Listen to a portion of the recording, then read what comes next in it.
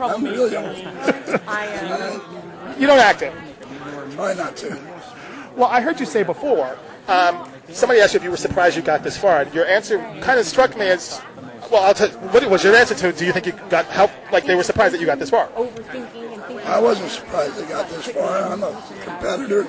I was in sales and marketing all my life. I know how to compete, and I just gave everything I had. And when you do that, in this game especially, there are people that self-destruct. So I just kind of let some of them do that early, and I went along for the ride.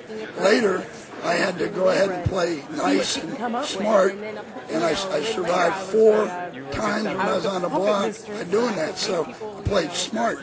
So maybe I couldn't physically do all the things these kids could do, but I played pretty brilliant for a while.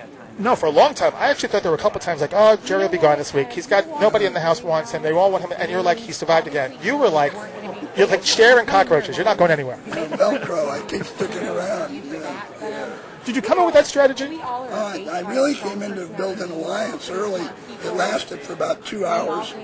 Brian went bananas on me and tried to make 4 of his own alliances, put me in a position I had to kick him out early, and I wasn't too happy with that because now I got 4 enemies in there.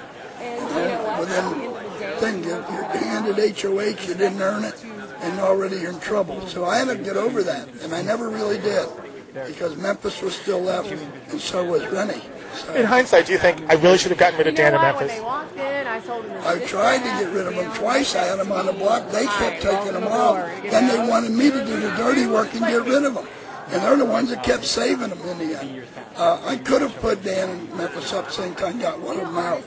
I thought, though, that if I could, I would get Dan, if he won the POV, put Memphis on, he's gone. So, but Memphis was the only one that could do what he did, and when he won it, took Dan off, I was done. I have to say, no matter what people think of how you played, some of those challenges, the ropes, the hanging, the banging into things, the punny and all those things, you held your own in a lot of ways where I'm not sure, and I'm maybe a little younger than you, how I would have done. You did pretty well considering some of those challenges were pretty intense. Really, it wasn't the strength aspect. I guess at my age, it's circulation. My circulation got cut off in some of them, and it made me kind of get out of it early. And the airplane one on the end, I didn't wrap my hands around the rope. I held them too close to my body. I didn't last long there either, so I didn't use my brains either on some of them. But I won enough. You know, I won 2 POVs, had HOH, tied for another HOH, and just missed it on the guess.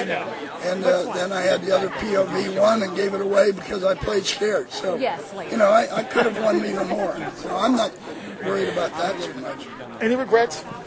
I have no regrets at all. I wanted to do this. I've been watching Big Brother since the first one. And I thought I wanted to be the oldest person on reality TV, and I am. And I feel very good about what I did and accomplished.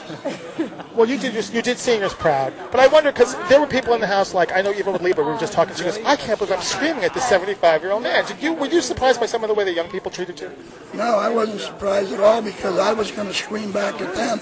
You know, I started some of it, and some of it was calculated to do because I did not want them thinking that I'm just some pushover to come in here going to be passive and they can either take along or move aside or kick around and tell me how to play the game. I was going to do my thing and let them know that I was here to play.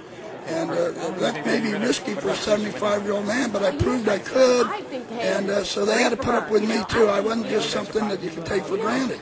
The Colonel was a player. I hope I was. You know, I gave it everything I had. I have to say, the womanizer thing, I thought, wow, is he having a mountain out of a molehill here? What a like who? That's not a bad thing to call somebody. No, and it was strictly to one person. I said to Angie one day, well, that guy's a womanizer, because he was talking about his trips to Mexico and some girls and different stuff, and I didn't really know the relationship with Ashley, and I felt bad about it after I learned that. But at the time, to me, a womanizer is not a bad thing, but it should have said he's a charmer. I meant it more that way because that's what he is. He is an absolute charmer of women. We all got that.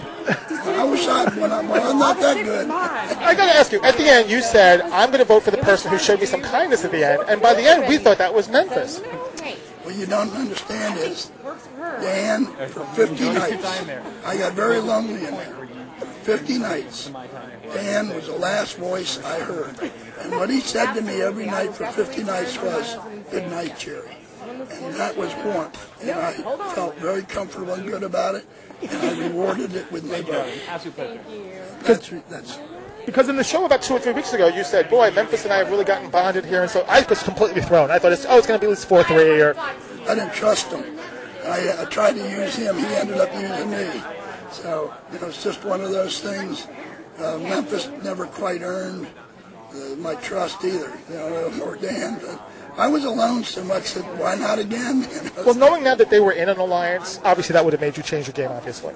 Once they kicked Keish out, though, I thought maybe they just burned their own bridge, and I had a shot at it. And I thought that was for real. It wasn't for real. I don't think so. Anyhow, I'll watch it when I get home. When you sat down with Julie, you kind of indicated, I saw this coming. Oh, I did see it coming because I'd seen them basically trying to play in the game, and kind of Memphis got in trouble with me when he tried to con me out of that $4,000. I wasn't going to give it to him.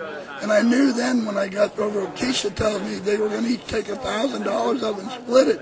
He lied to me on TV right there in the finals. He wasn't getting my vote. I have to say, you were tougher than I thought. You were tougher than I expected. Well, I appreciate that. Well, look, I'm not bad built. I can fight and hold my own pretty good. Memphis looked down at me one time and said, "It's going to be my biggest nightmare." And I said, "I don't think so." And I still don't. Now, the rap was not good. What? The rap was not good. When you were rapping, not good. Oh, no, I stopped quick. Did you notice I got about 8 words out, and that was the end of that? Ollie was trying to get me to do that. Yeah. Well, you're a charming guy, but you're no rapper. No, I'm not. I can't sing. I didn't have a voice.